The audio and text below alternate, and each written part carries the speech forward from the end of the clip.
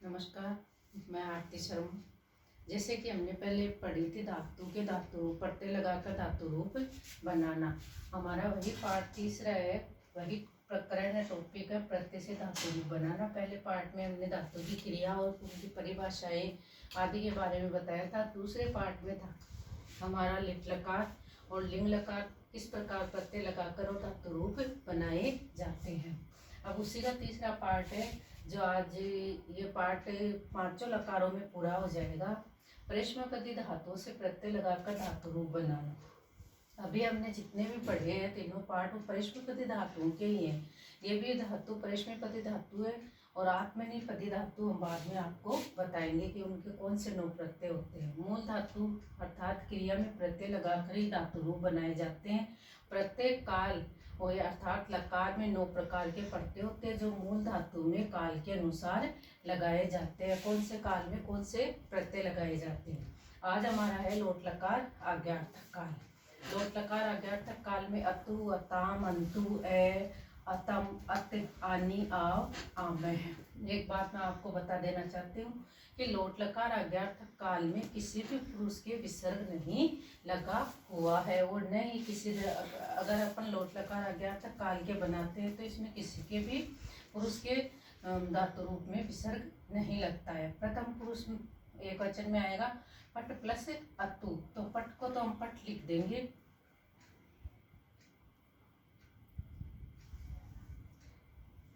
स्वर कभी लिखा नहीं जाता है इसलिए ए हमें लिखेंगे नहीं और ये हो जाएगा पठ तु। स्वर अगर बीच में है तब नहीं लिखा जाता। अगर किसी शब्द का प्रारंभ स्वर से होता है तब तो स्वर लिखा जाता है, पर अगर स्वर कोई बीच में है, ए है तो ए नहीं लिखा जाएगा। अगर आ रहा है तो आ की क्या आ जाएगी मात्रा, तो ये हो जाएगा पठ तु। इस प्रकार दूसरा मध्यम प्रथम पुरुष का द्विवचन हो जाएगा पठ ताम और यही बहुवचन में हो जाएगा पठन्तु। ए लिखा नहीं जाएगा और ये ए स्वयं अपने आप में उपस्थित हो जाता है और ये हो जाता है पठन्तु। इसी प्रकार ये हो जाएगा पठ, पठतम और पठत।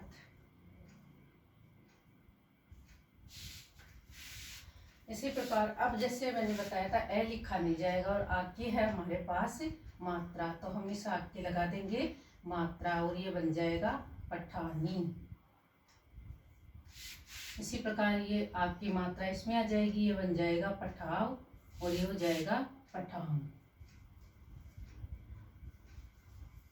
ये हो गया हमारा लोट लकार आज्ञार्थक काल का प्रत्यय धातु के प्रत्यय लगाकर और धातु रूप। इसी प्रकार हम किसी भी धातु के धातु रूप बना सकते हैं। भवतु, वदतु, लिखतु, कोई भी धातु रूप बना सकते हैं। इसके बाद आता है तो हमारा विधिलिंग लकार जिसका अर्थ होता है प्रेरणार्थक यानी चाहिए के अर्थ में प्रयुक्त होता है।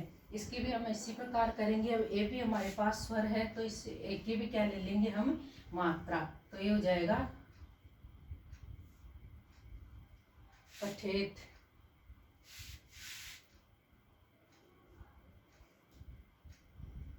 पठे ताम और ये हो जाएगा पठेयु। ये एक की मात्रा आ गई और ये हो जाएगा पठेयु। इसी प्रकार हमारा ये हो जाएगा पठे, एक की मात्रा है तो ये एक की मात्रा लग जाएगी। इसी प्रकार पठ, पठेतम और पठेत।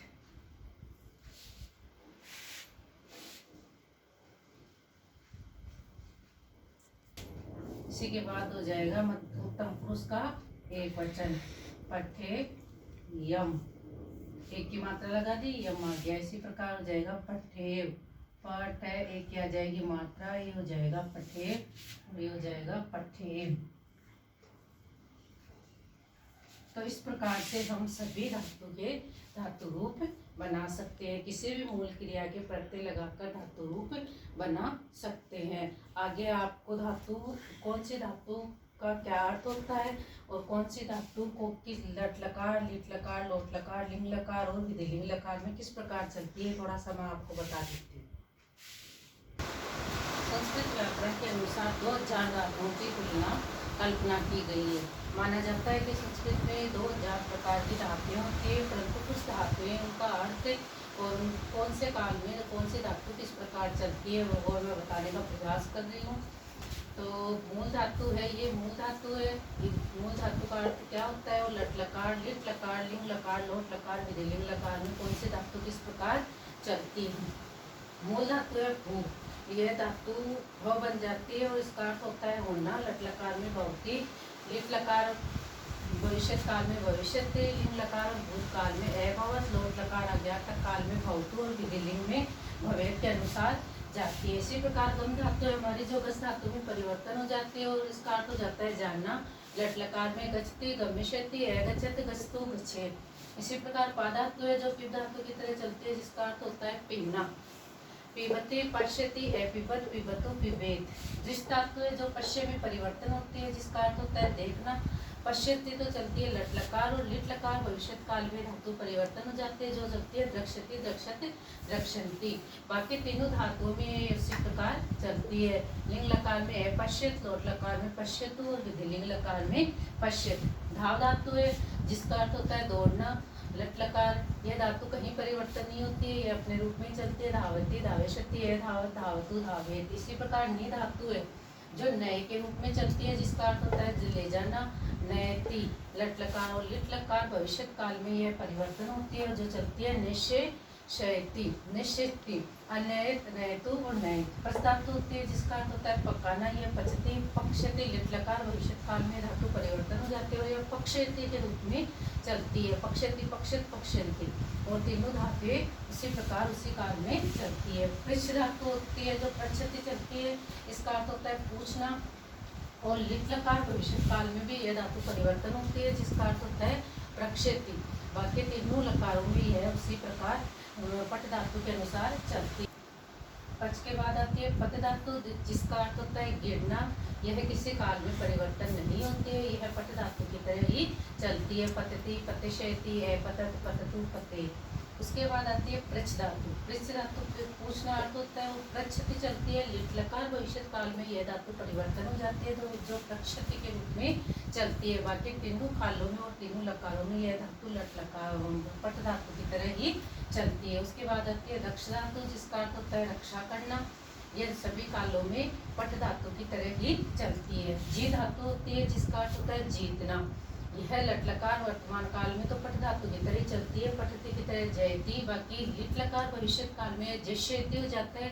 तीनों कालों और तीनों लकारों में यह धातु पट धातु की तरह ही चलती है। क्रीड़ धातु होती है, जिसका अर्थ होता है खेलना। पांचों कालों में और पांचों लकारों में यह पट धातु की तरह ही चलती है। दा धातु होती है, जिसका अर्थ होता है देना। इसी प्रकार इसकी एक यच धातु होती है, जिसका अर्थ भी होता है देना। यह दा धातु ददाती के रूप में चलती है और लिट लकार भविष्य काल में दास्यति हो जाती है। तीनों लकारों में यह धातु लट लकार पट धातु लट लकार वर्तमान काल की तरह ही चलती है। यह धातु विधिलिंग लकार में दधात हो जाएगी, यानी आधा द और आधा यह का रूप आएगा यहाँ पे। और यच धातु में यह धातु सब कालों में उसी प्रकार चलती है। यच्छति, यच्छति, यच्छन्ति। और लिट लकार भविष्य काल में यह धातु बन जाती है दास्यति और उसी प्रकार यच्छति, यच्छतु और यच्छात के रूप में ही चलती है। स्था धातु होती है, जो तिष्ठ के रूप में परिवर्तन हो जाती है, जिसका रूप अर्थ होता है बैठना। यह सभी कालों में पट धातु की तरह ही चलती है, मात्र लिट लकार भविष्य काल में यह परिवर्तन होकर स्था शयति बन जाती है। इसी प्रकार कथ धातु होती है, जिसके अंत में यह लगाया जाता है, यह कथ यति के रूप में चलती है और सभी धातु रूप उसके पट धातु की तरह ही चलते हैं। तो धातुएं तो बहुत सारी होती है, पर मैंने यहाँ अपनी तरफ से कुछ धातुओं को आपको धातु रूप बनाने के नियम बताए हैं। हो सके तो आप इन धातुओं के आधार पर धातु रूप बनाने का अभ्यास करना। धन्यवाद।